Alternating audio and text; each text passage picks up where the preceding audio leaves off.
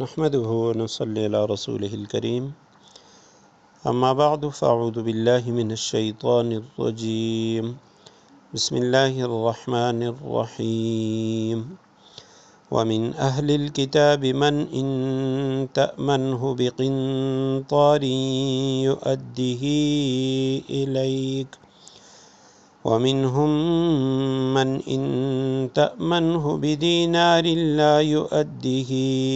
إليك إلا ما دمت عليه قائما ذلك بأنهم قالوا ليس علينا في الأميين سبيل ويقولون على الله الكذب وهم يعلمون صدق اللہ العظیم اللہم صلی علی محمد النبی الأمی وعلی آلہ واصحابہ وبارک وسلم۔ سورہ آل عمران آیت کریمہ کا نمبر 75 ہے۔ آیت کریمہ کا ترجمہ یہ ہے وَمِنْ أَهْلِ الْكِتَابِ، اہل کتاب میں سے کچھ لوگ تو ایسے ہیں من ان تأمنہ بقنطار، اگر تم ان کے پاس دولت کا ایک ڈھیر بھی امانت کے طور پہ رکھوا دو، یؤدیہ الیک، وہ تمہیں واپس کر دیں گے۔ وَمِنْهُمْ مَنْ إِنْ تَأْمَنْهُ بِدِینَارٍ، اور انہی میں سے کچھ ایسے ہیں اگر ایک دینار کی امانت بھی ان کے پاس رکھواؤ، لا یؤدیہ الیک، تو وہ تمہیں واپس نہیں دیں گے، الا ما دمت علیہ قائما، الا یہ کہ تم ان کے سر پہ کھڑے رہو۔ ذالک بانہم، ان کا یہ طرز عمل اس لیے ہے، قالوا لیس علینا فی الامیین سبیل، کہ انہوں نے یہ کہہ رکھا ہے کہ امیوں یعنی غیر یہودی عربوں کے ساتھ معاملہ کرنے میں ہماری کوئی پکڑ نہیں ہوگی۔ وَيَقُولُونَ عَلَى اللَّهِ الْكَذِبَ وَهُمْ يَعْلَمُونَ، اور اس طرح وہ اللہ پر جان بوجھ کر جھوٹ باندھتے ہیں۔ وَمِنْ أَهْلِ الْكِتَابِ، اہل کتاب میں سے یعنی یہودیوں میں سے،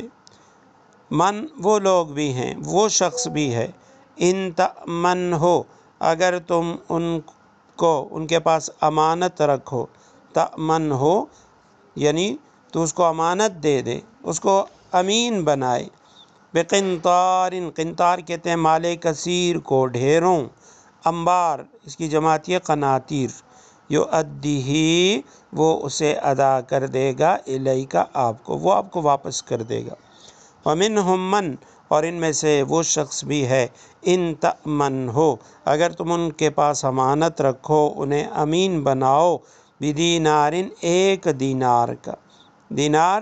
رومی حکومت کا ایک طلائی سکہ تھا اور عرب میں بھی مستعمل تھا، اسی طرح یورپ وغیرہ میں بھی، اردو میں اسے اشرفی کہتے ہیں دینار کو۔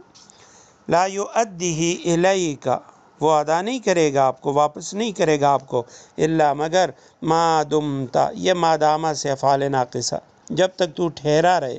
علیہ اس شخص پر، قائما کھڑا، یعنی جب تک تو اس کے سر پہ کھڑا نہیں رہے گا تب تک وہ ادا نہیں کرے گا۔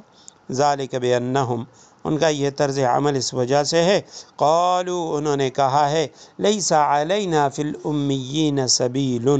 کہ امیین کے بارے میں یعنی عربوں میں سے جو یہودیوں کے علاوہ لوگ ہیں ان کے ساتھ معاملہ کرنے میں علینا سبیل، ہماری کوئی پکڑ نہیں ہوگی۔ امیین اصل میں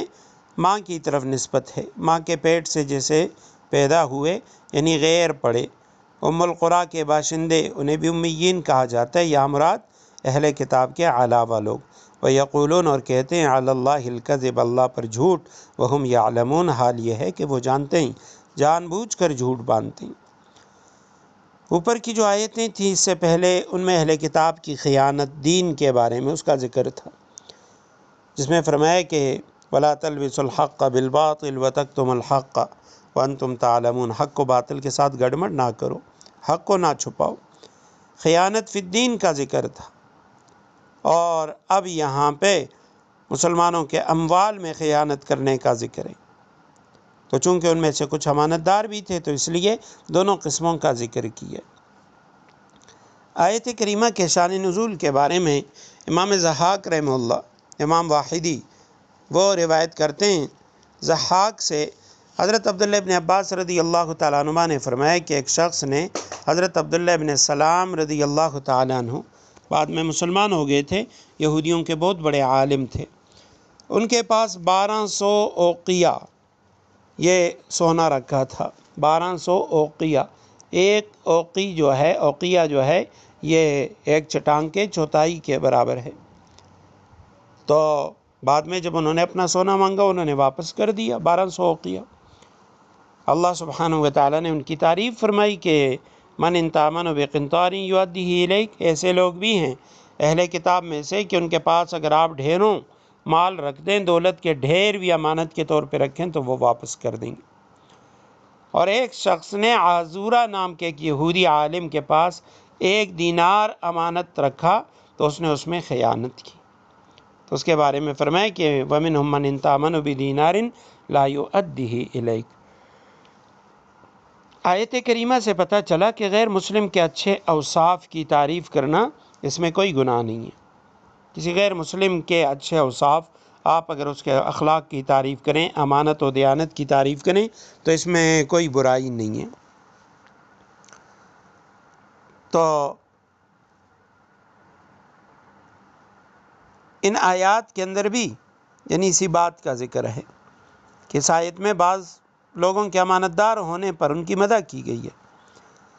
اگر اس بات سے مراد اہل کتاب ہیں جو ایمان لا چکے ہیں تو ان کی تعریف کرنے میں تو کوئی اشکال نہیں، کیونکہ وہ مسلمان ہو چکے تھے۔ لیکن اگر خاص مومن مراد نہ ہو